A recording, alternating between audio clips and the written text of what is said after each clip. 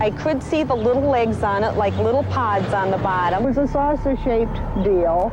When it got over the village, and it was gone out of sight. It was a disc-shaped craft that came very close to us, flying very, very quickly.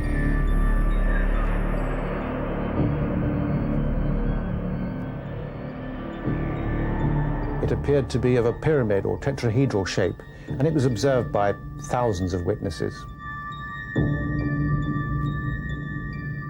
I seen it. I know what I've seen. I'm a believer in it.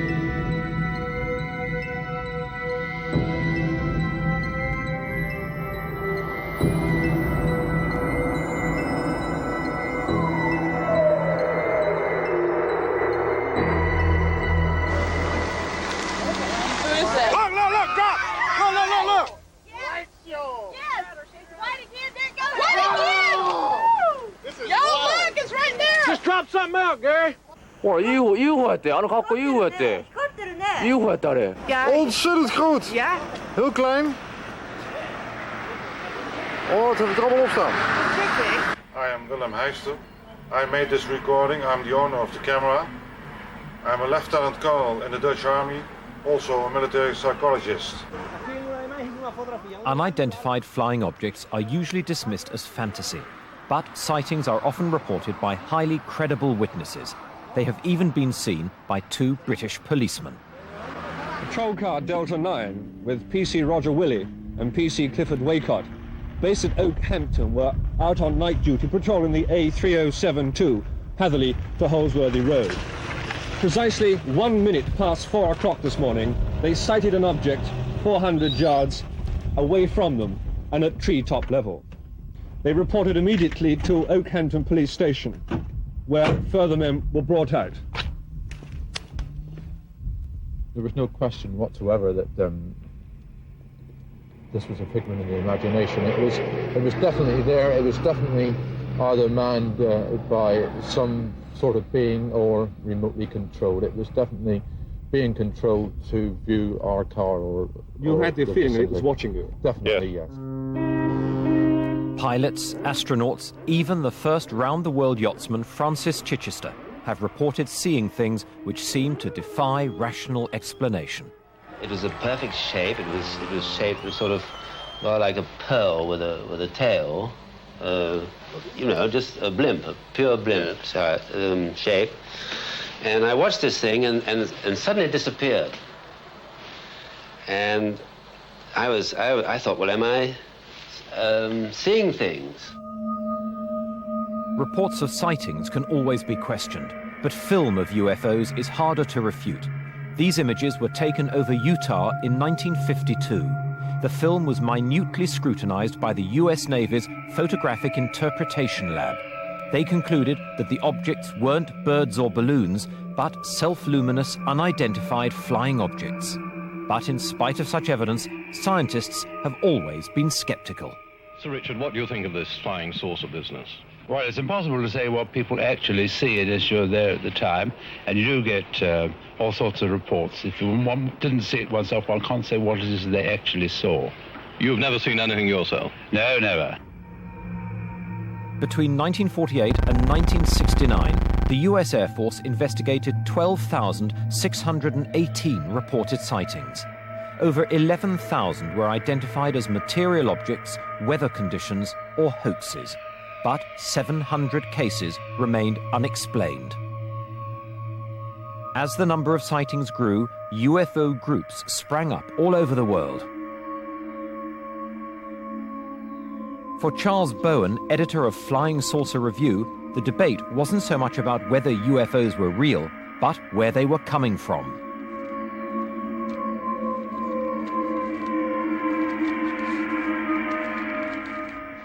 You don't think it's possible that they could come from another planet within our solar system? It is possible, but things seem to point otherwise.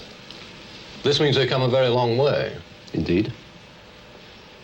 You think this is still quite possible? This is several light years, isn't it, from the nearest? Well, we must get round to the way of thinking in terms of non-man-made machines, something more sophisticated than we have ever produced. This film was shot in the United States in 1965. The image became world famous overnight. But was it genuine or a hoax? Like so much of the visual evidence, it's hard to prove one way or the other. Mr. Trench, most people like yourself who have come to believe in flying saucers seem to be, in a sense, uncritical, in that they say, right, we accept all the sighting reports we've seen, we accept the films we've been shown, but they haven't, on the whole, got their own first-hand experiences. Have you? Have I actually seen one? Yes, I have seen one. I saw one in 1963 in London from my flat. One that satisfied you beyond all reasonable doubt? Yes, to the best of my knowledge, it was nothing that could be rationally explained as being from this earth.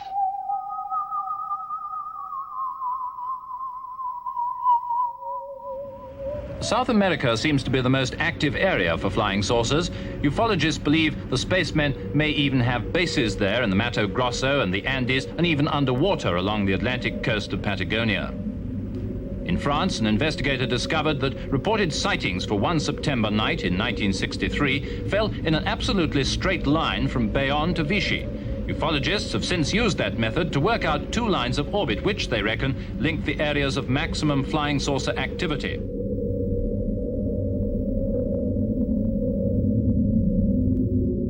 Gordon Crackey from the British Foreign Office had his own theories.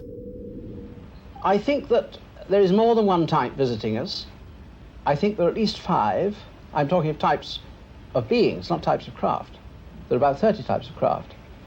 I think a minimum of 5 types of beings are coming, and possibly 8. And I think that some of them may be friendly and some may not be.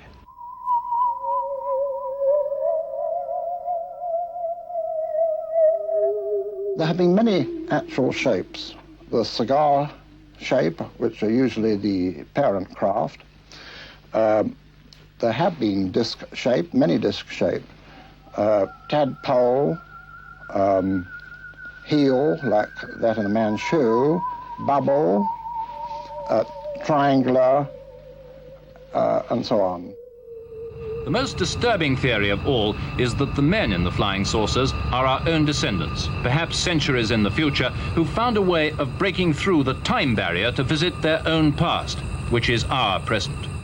It is part of modern astronomy, isn't it? It's accepted by modern astronomers that it's possible that there are many planets in our galaxy that could sustain our kind of life, or life similar to ours. Oh yes, in our galaxy, but not in the solar system. This makes an enormous difference about the travel time.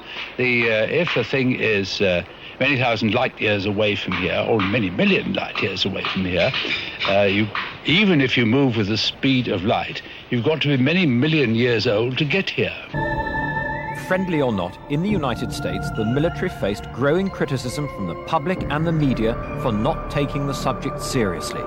In 1966, the US Air Force tried to silence its critics by asking the University of Colorado to conduct the most exhaustive scientific study of the UFOs ever undertaken.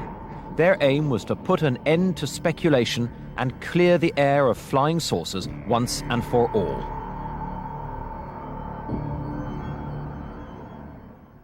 Author and UFO expert Timothy Good has closely studied the Air Force report. If you actually read the scientific study, which is a very, very long book, it's quite clear that a relatively large percentage of the cases investigated by specialists, by scientists in specific disciplines, were unexplainable. I think something like 30% of the 117 cases examined by the Colorado University Commission were unexplainable. The report satisfied the military establishment, but it didn't stop the sightings.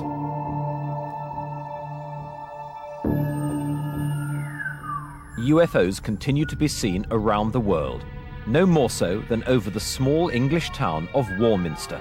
During the 60s, it became the UFO capital of the world.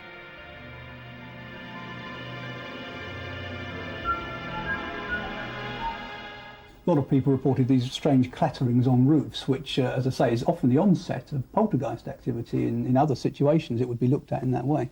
And there were many sightings of people down outside the towns. People would be sort of walking in the fields, and they'd see someone who would just fade away or disappear, very ghost-like. A worried town came together at a public meeting. Firstly, let me thank you all for coming along this evening, and I hope what will prove a constructive meeting. It is perhaps appropriate if I first give some background information to clarify the aims of this meeting. I called the meeting because some people said they'd seen things, and in the local paper they'd written a letter, and then some other individuals ridiculed these good people, saying they ought to take more water with the whiskey. Many of our townspeople have been frightened by unusual sounds.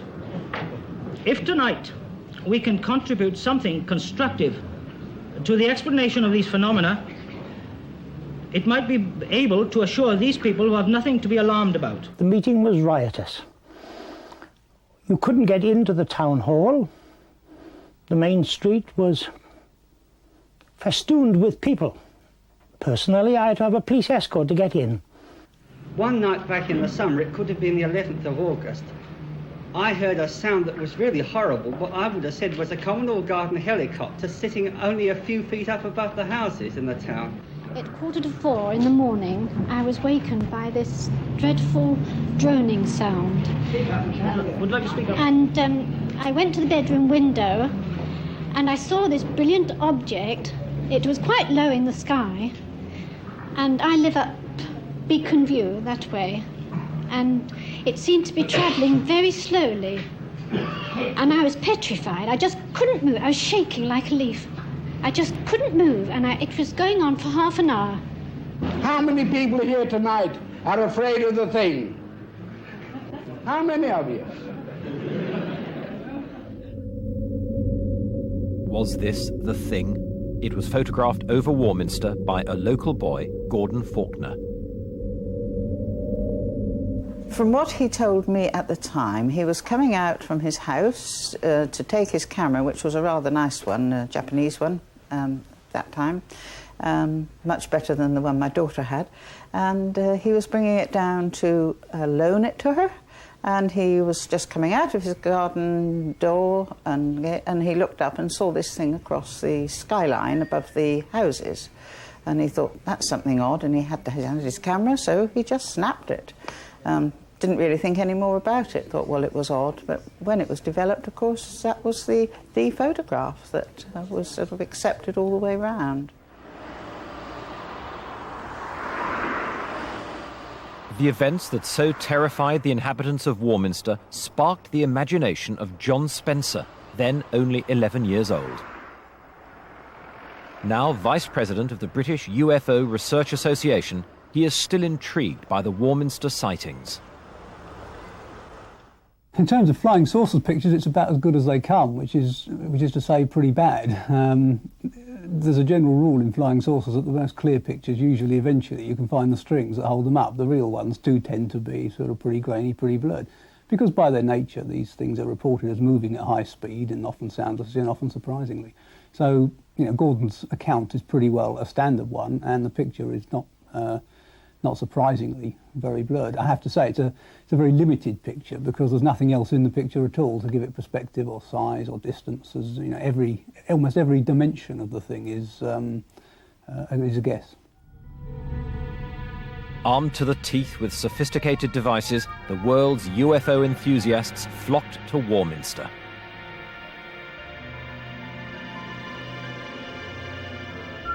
Every night, sky watchers crowded onto the hills, determined to catch a glimpse of an extraterrestrial.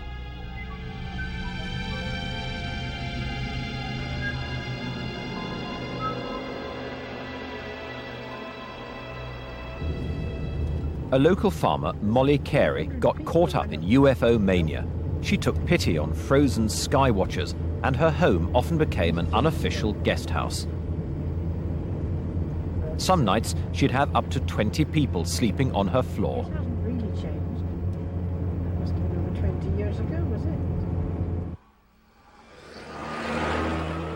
people used to come from all over, and it has been said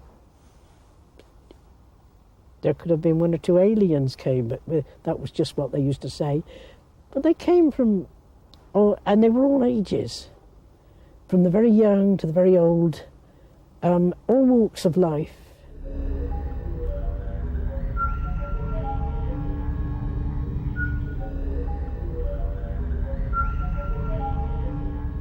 I remember the UFO flap down in Warminster. Back in late 1964, I think it started, and it went on through 1965 through 1967.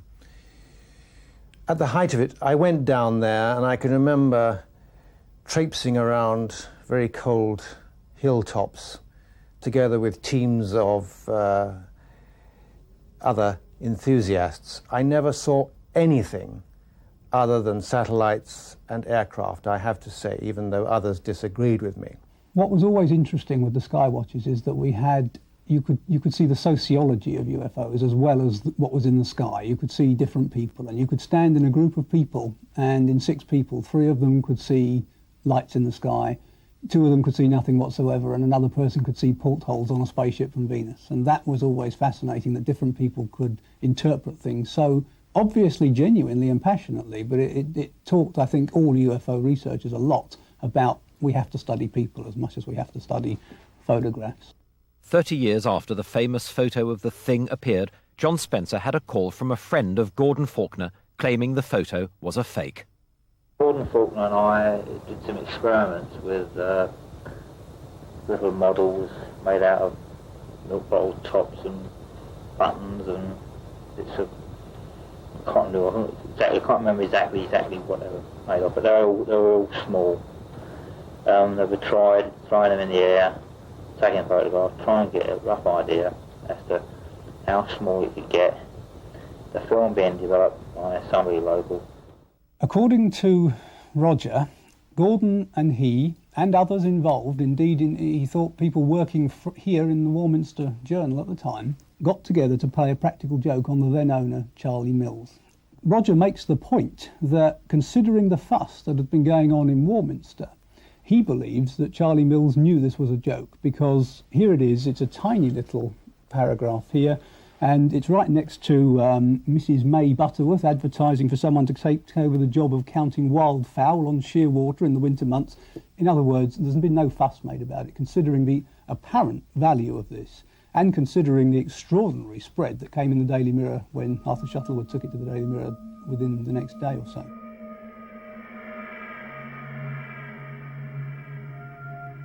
Gordon has always said that it was a genuine photograph, and I've never sort of disbelieved him, because he's a very keen photographer, does a great deal of photography. But I have never doubted him for one moment that he took a genuine photograph of something that was very odd at the time. If anyone can prove that Gordon Faulkner is telling the truth or lying, or that Roger is telling the truth or lying, it won't make any difference to the impact this photograph had. Whether it was milk bottle tops and buttons, or whether it was a genuine UFO, the picture centred attention on Warminster.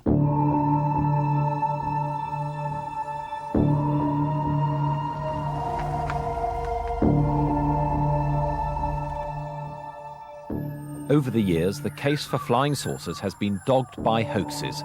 This craft was seen by hundreds of witnesses who were convinced it was real.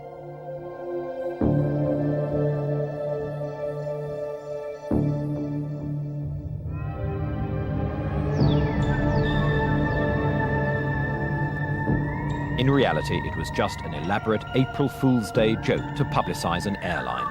However, it showed just how easy it is to fool people into believing they have had a close encounter.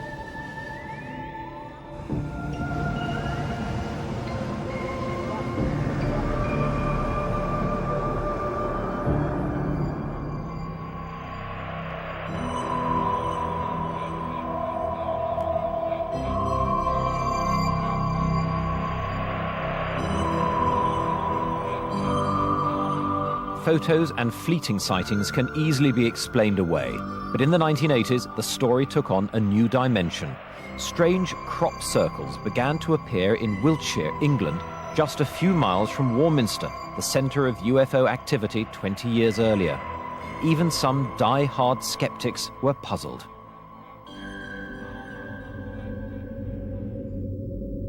Ufologists looked towards the heavens for an extraterrestrial solution. They hoped to see circles being formed and catch a glimpse of what or who was creating them. Seriologist Colin Andrews has been investigating crop circles for more than a decade. We are looking at extraterrestrial or indeed simply a level of nature, high nature, we don't understand. Once again, sky watchers began flocking to the hills.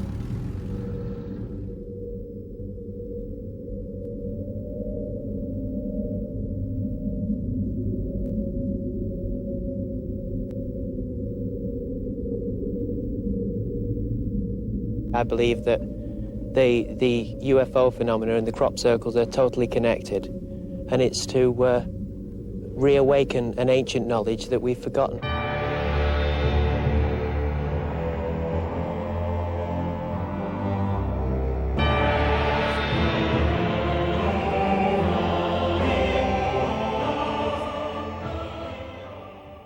Colin Andrews has been collecting and processing crop circle statistics in an attempt to solve the riddle.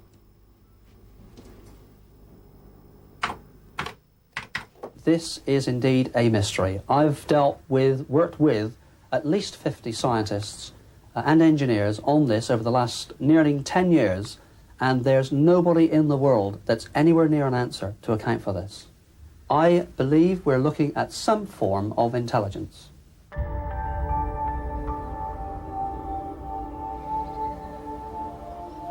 In September 1991, Doug Bauer and Dave Chorley owned up to creating at least some of these mysterious patterns. We wanted to make the UFO societies think that a UFO had landed, you see. And after a few years, they didn't know whether to believe it or not. And as the years rolled by, we started doing certain patterns.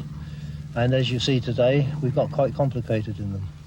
At certain times of your life, you love to take somebody for a ride, don't you? If it's not doing any harm. And I didn't see it doing any harm. A relationship was originally perceived between UFOs and crop circles. It was thought that the crop circles were UFO landing sites. Only at the very beginning, when the first sighting of a crop circle was found, it was circular, and it was UFO researchers that investigated it. If we believe the claims of Doug and Dave, who say that they actually manufactured crop circles, the first elaborate pattern that they went for was a sort of one major circle in the middle and 4 outriders at the edge. And they said that they deliberately created that in the shape of the lunar module to make it look like something had landed. The experts weren't so easily fooled. It's an obvious, it's absolutely obvious. This here, you see, it's not consistent at all with the genuine phenomenon. To this day, the crop circle controversy continues. An amateur cameraman captured on film this shiny object flying up from the corn. Could this be an extraterrestrial explanation for the crop circles? Where'd it go?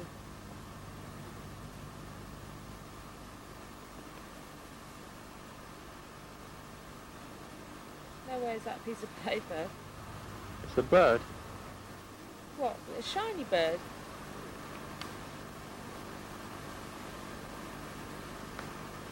Where's it gone? Just there above that tractor. Oh. Tractor stopped. The farmer too reported seeing a silver disc flying overhead.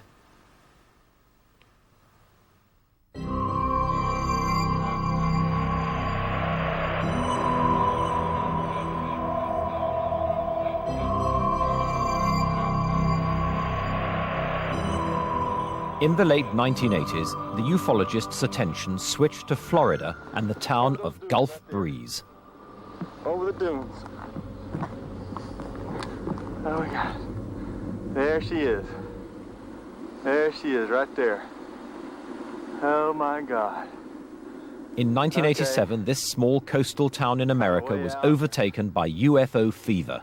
Like Warminster, the UFO sighting put Gulf Breeze firmly on the map. Watching it here, kind of solid in the sky right there.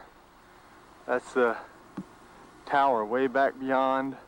Local property developer Ed Walters took this video in 1993 while walking along the Pensacola shoreline. Oh my God, just hovering right there. Bob Urschler, an aerospace technologist, was intrigued by the stories coming out of Gulf Breeze and went to look for himself. It was at night the first time Ed and I were driving in his truck just across the bridge here to Pensacola. And as I'm sitting in the passenger seat looking across at Ed, I noticed just out through the window this extraordinary object, really, that was just above the water. You could even see the glow of the light on the bottom of the craft reflecting off of the water surface, which was kind of ripply, and it was such a shock, really, to see exactly what was in the photographs that I had been analyzing for the past year. And I'm asking Ed, what is that? And he's looking out the window, and he's excited as I am, because this is the first time anyone else has been with him when he actually saw, much less photographed, one of these objects. So he's asking me what I'm seeing, and we're describing to each other exactly what we're seeing, and this thing is just pacing along with us for about a minute and a half as we cross the bridge here and approach this hump, and then it just kind of glided over towards the shoreline, away from us and out of sight. Urschler had studied dozens of pictures of Gulf Breeze sightings. Seeing one for himself dispelled any remaining doubts about their authenticity. It was no longer an issue of, was it real? It was indeed real. It was a real solid object that could perform physical characteristics of aerodynamics that was absolutely foreign to aerospace technology as I knew it. Ed Walters took some spectacular pictures of what he saw above his home. To many people, they were convincing proof that flying saucers are real. Some months later, Ed took this video footage from his back garden. It appears to show three similar objects maneuvering behind the trees.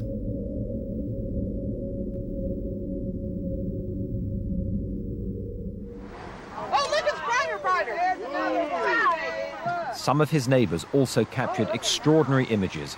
These were taken by Anne and Bruce Morrison.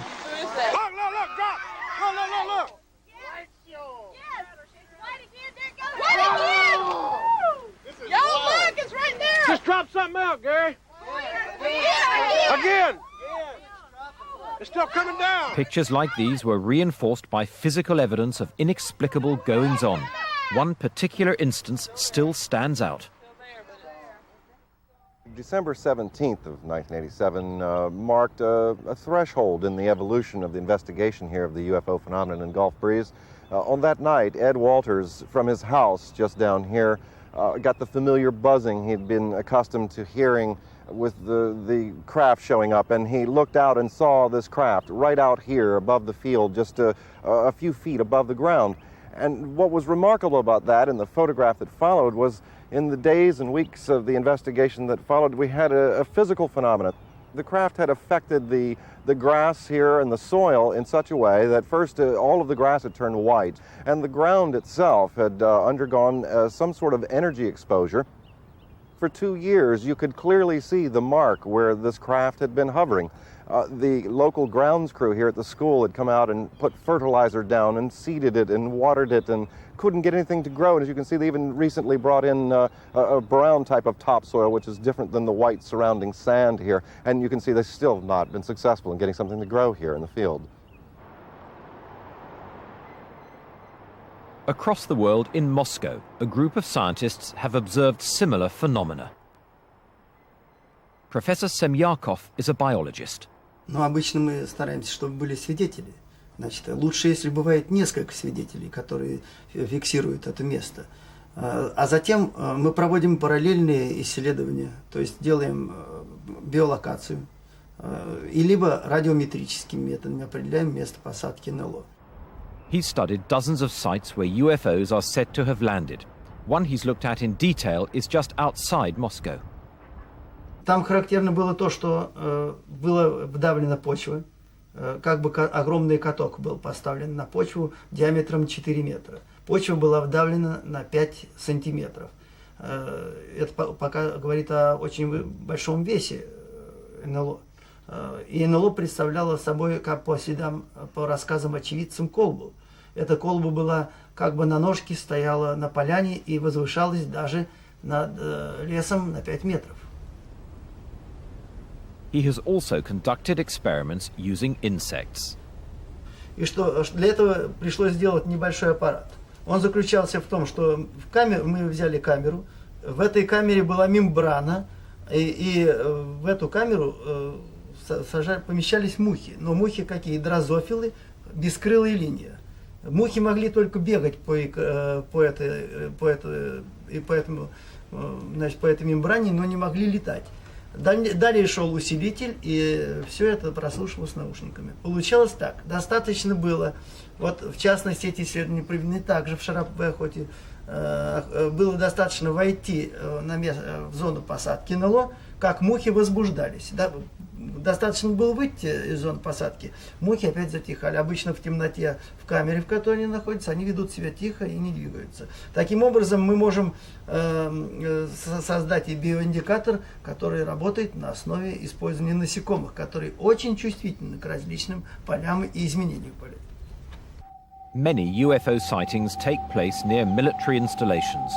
One of the best documented was at a US Air Force base in Suffolk, England in 1980. Guards reported seeing a strange object in the forest. A patrol was sent out. The following extracts are taken from a recording made at the time. Slow down. Where? Right in this position here. Straight ahead in between the trees. What is it? We don't know, sir. So you're going to try using it? Yeah, it's a strange, small red light. We're about 150 or 200 yards from sight. Everything else is just deathly calm. There is no doubt about it. There's some type of strange flashing red light ahead. Yellow. I saw a yellow tinge in it too. Weird. It appears that he may be moving a bit this way. It's better than it has been. Yellow. It's coming this way. It is definitely coming this way. The shoot pieces of it are showing off. There is no doubt about it. This is weird. 0-315 now, we've got an object about 10 degrees directly south, 10 degrees off the horizon. And the ones to the north are moving, one's moving away from us. It's moving out fast. This one on the right's heading away too. Yeah, we're both heading north. Okay, here he comes from the south. He's coming toward us now. Now we're observing what appears to be a beam coming down to the ground. This is unreal. The patrol was led by Deputy Base Commander Colonel Charles Holt, who sent an official memo about the incident to the Ministry of Defence. He received no response and no explanation for what they saw. In March 1990, there was perhaps one of the strangest close encounters of all, over Belgium. This time, the Belgian Air Force were able to scramble 2 F-16 fighters to intercept the unidentified intruder.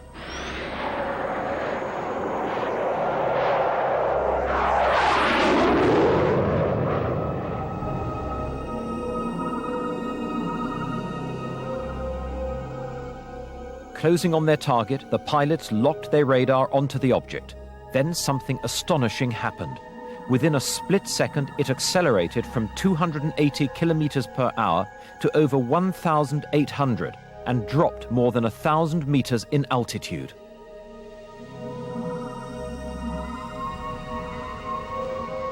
The force created by such a maneuver would be 4 times greater than the human body can withstand.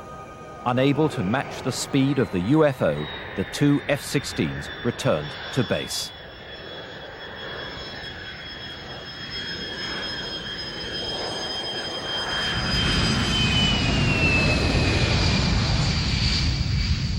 But since the 1940s, over 3,500 pilots have reported seeing UFOs.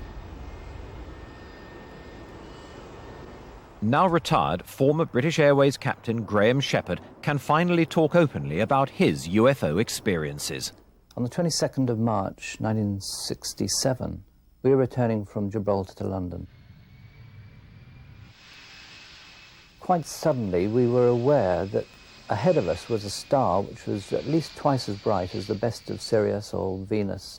All the while it was changing colour. It was very, very bright, iridescent colours. There were greens and blues, beautiful reds. And suddenly, everything happens.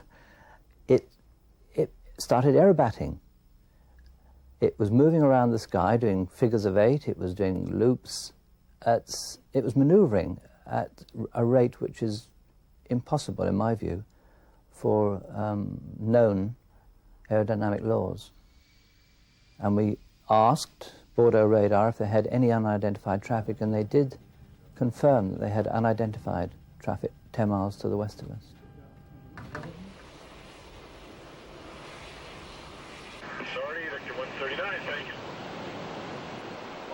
Pilots, better than anybody else, know there is often a rational explanation for a phenomenon they see in the skies.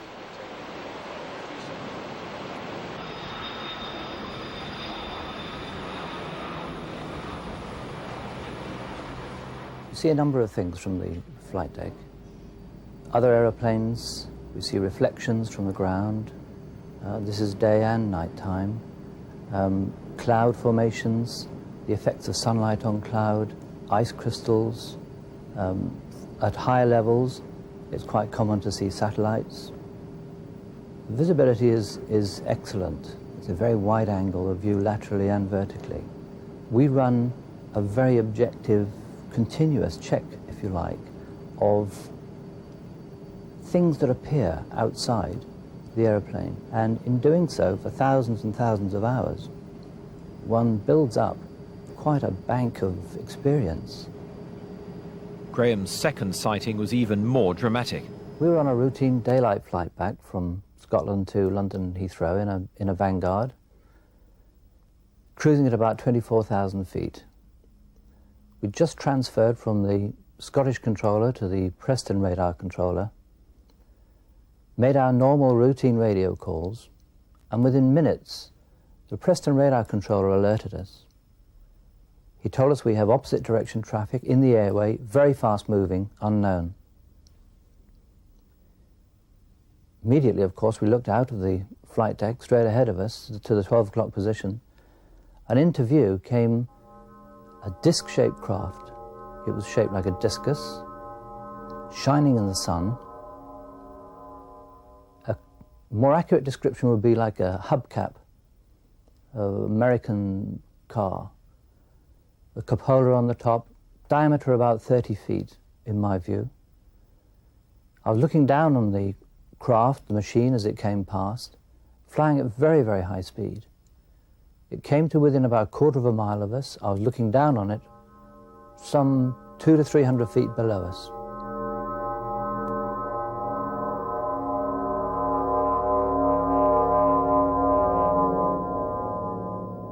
There are two very curious things. First of all, there was no shockwave from this machine.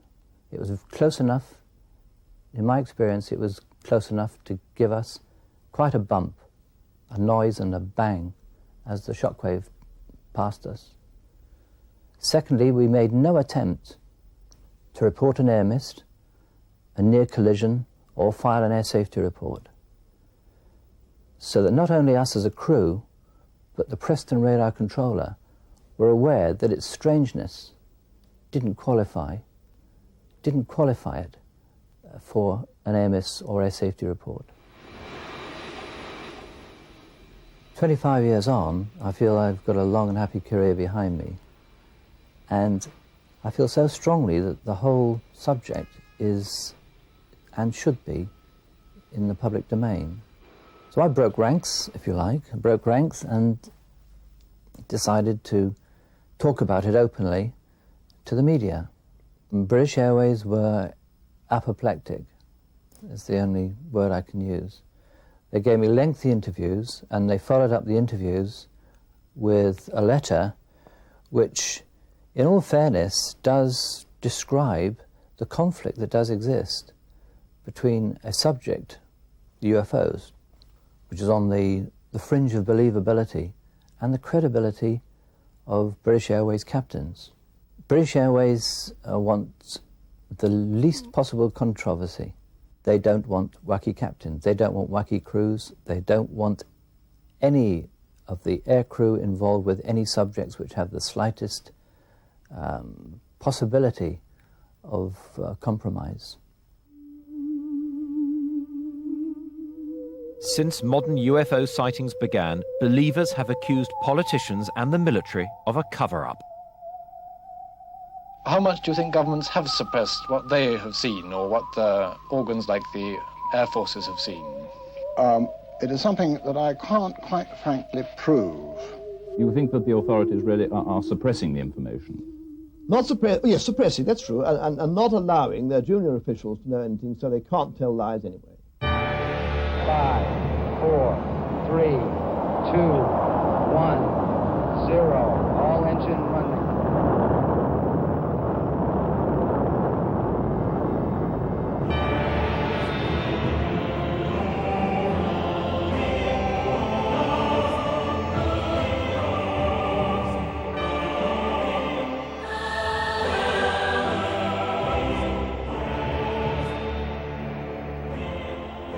Mankind is only a fledgling traveller in space.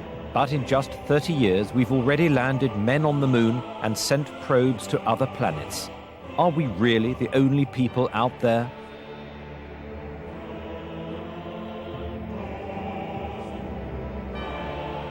A number of astronauts in both the former Soviet Union and the United States are rumoured to have encountered UFOs.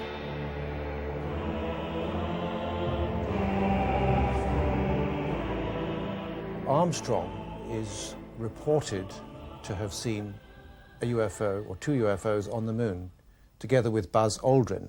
And a number of people from NASA have come forward with that story, including Maurice Chatelain, who was a communications specialist who helped design the Apollo spacecraft. He confirms that both Armstrong and Aldrin did indeed see UFOs on the moon. I'm not a conspiracy freak as such, but the fact of the matter is that there is an officially acknowledged cover-up of the UFO phenomenon, certainly by the United States authorities. This is easily provable because since the 1970s, thousands of documents on UFOs have now been released by the intelligence community. I'm talking not just about the FBI and the CIA, with which we're all familiar, but the Defense Intelligence Agency, the National Security Agency, the State Department Bureau of Research, the Atomic Energy Commission, Army, Air Force, Naval Intelligence, and several others, all of whom, with the exception of the Air Force, denied any serious involvement in UFOs and denied having any documents. But thanks to the Freedom of Information Act, we know they've been lying. In Washington, D.C., the Federation of American Scientists has been campaigning against what it sees as excessive government secrecy. One of the peculiar things about the secrecy problem is that no one really knows just how many classified documents there are. There is no inventory, there's no catalog or index. What we do know are bits and pieces of the problem, and the bits and pieces are quite sizable themselves. For example, the National Archives reports that it has more than 300 million pages of classified documents from before 1960 alone that are awaiting declassification review.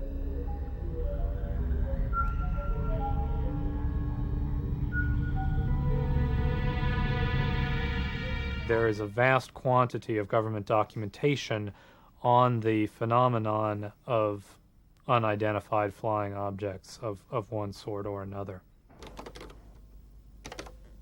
Timothy Good has had first-hand experience of official secrecy. The object that I saw in the sky here in southeast London in 1980 first appeared as a bright point of light, just like Venus or a very bright star. And at first I thought maybe this was an aircraft reflecting the last rays of the sun, because this was at about 7 minutes past 4 in the afternoon. But then I realized that it wasn't really in the right position for Venus or any other planet. It was much too bright to be a star. Somebody got videotape of it from the Sevenoaks area, and this is, I think, a 35 to 40 minute video. and that clearly shows a point of light in the sky. Unfortunately, you know, without a powerful zoom, you don't get any idea of the shape of it. I mean, that could not be a weather balloon. That's impossible. Well, it is. Because it wouldn't move up and down like that. It wouldn't keep sort of going up and then going over, reappearing, and it's sort of going in a sort of circle, wouldn't it? 40 other people reported sighting a similar object. Subsequently, I made a lot of inquiries about this object, and I tried the London Weather Centre. They said they'd had no reports of unusual activities. I contacted Civil Aviation Authority at Heathrow. They said that no airliners coming into or leaving Heathrow had reported sighting the object. Ministry of Defence confirmed all that and said that there had been no radar tracks of unknown objects at the time in question. Now, that's quite possible, of course, especially if the UFO was able to disguise itself or to screen itself in some way from radar. But I am surprised that some pilots at least didn't report it, because it would have been seen from a very, very wide area. And I'm sure that thousands of people must have seen this thing. I mean, it was alternately hovering and maneuvering in a completely clear sky for an hour and 10 minutes. Some of the clearest and most frequent sightings in modern times have happened in Elmwood, Wisconsin. They had so many close encounters that the town became the inspiration for Steven Spielberg's famous film. When the sun goes down over Elmwood, Wisconsin, the people of this tiny town see them. I could see the little legs on it, like little pods on the bottom. It was a saucer-shaped deal. When it got over the village, and it was gone out of sight. Oh, look, it's brighter, brighter. There's another one. Almost everyone in this community of over 900 people has either seen a UFO or knows a relative who has. People call it the Forbidden Village in the Forsaken Valley. But Elmwood decided to go one step further in making contact. In our opinion, this is going to represent man's grand attempt here to reach out and establish a relationship with this society. They're trying to raise $16 million to build a landing base and entice their alien visitors out of their spacecraft. But there are many people who already claim to have met aliens. I was here in this room, in our bedroom, and it was 3:17 a.m., the early hours of the morning. I was here alone. My husband had gone away on a training course. I was sleeping on that side of the bed, and my young son was sleeping on this side. He was a lot smaller then. And I was woken up by... It was just a strange feeling, really. It was like unseen hands sort of shaking you awake. And I had this urge to get out of bed and go and look out the window. It was like someone was telling me to go and look out the window. Just very strange. I did. I got out of the bed and I walked over to those windows and looked out, and in the distance there were lots of little lights moving around, and I thought at first that they were just stars, moving around in the distance. I remember thinking, wow, they look pretty, and then realising that stars don't do that. I felt myself sort of being lifted up, being pulled upwards, and I was in this light, lots of blue-white light. And then the light dimmed down and I could see sort of shadows moving around in this light. And then the light sort of dimmed down a bit more, and then there standing in front of me were what I would describe as 3 non-human beings. Well, they're about 3.5 to 4 feet tall, brown, tan in colour, and had large oval heads, large oval black eyes, had long skinny arms. They looked like undeveloped children. They moved up and stood in front of me, and one of them stood directly ahead and one on either side. And they had a funny smell to them. I think the most traumatic part really was this taller one had come and stood by my head, and he wasn't holding me, but I felt like he was holding me down. He was leaning across the head of this table and staring into my face. And I couldn't move. It was like all I could do was respond to him looking at me. And one of the other little brown guys came over from the right, and he was holding something that looked like a single strand of fibre optic cable, and it was lit up all along its length. It didn't have a light on it or anything, it was just a light. And the one standing at the head of the table took my head and sort of turned it slightly facing that way. And then I just felt this most tremendous pain, like my head was being sort of split open on the inside. It was just a tremendous pain. And I knew that whatever this was, that this one was carrying, that they'd stuck it into my head.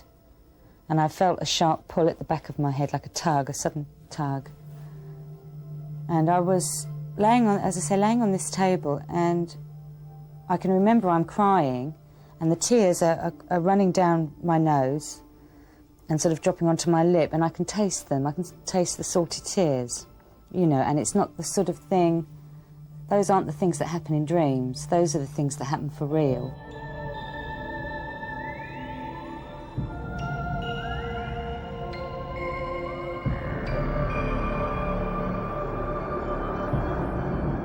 I have experienced vivid dreams like, you know, everyone else, and they remain with you for a while. In fact, they're extremely vivid. But I have never ever woken up from such a dream or a nightmare with hair missing from the back of my head, a small hole in my navel that was leaking fluid, all the bruises where this, you know, pencil thing had touched me, and this overwhelming sort of memory of smells and sounds. You know, these are real, as I say, sort of this is real sensory input here, and you just don't get that in dreams. You know, this was real. Whatever level of reality it was definitely real.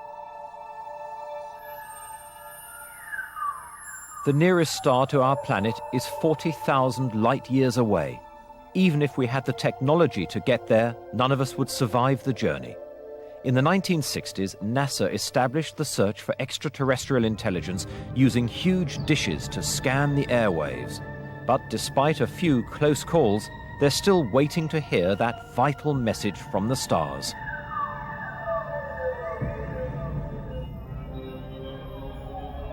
This object was seen in Ottawa, Canada in 1991 and recorded by an unknown cameraman. The object still remains a mystery.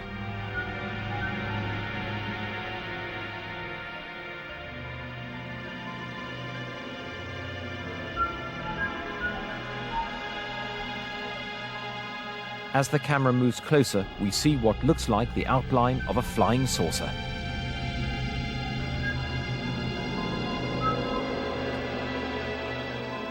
I believe UFOs have been going on, if they are natural energies, they've been going on as long as the Earth's been going on. I think it's part of the natural environment of the Earth. They got a name for themselves in 1947 when Kenneth Arnold saw some in Washington State, USA, and he used this phrase that they were moving like a saucer would if you skipped it across water, and the newspaper reporter then picked that up and used the term flying saucer. I've described that term, flying saucer, as the best advertising slogan in the world because people are still buying the product 40 years later even though they don't know what they're buying. I'm convinced that there is a very fine line between fear of ridicule and official secrecy. And I'm sure that one of the reasons the authorities are loath to get involved in any public discussion of the phenomena is because they're afraid of looking stupid. In 1977, NASA launched the Voyager space probes on a mission to travel into infinity, deep space. On board, they carry a message from the human race.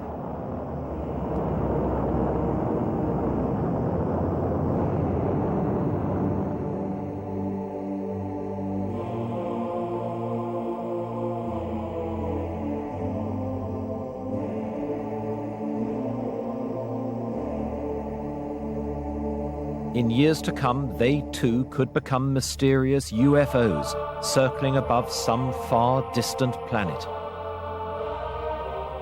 How will its inhabitants react to the idea that aliens have been exploring their world, investigating them?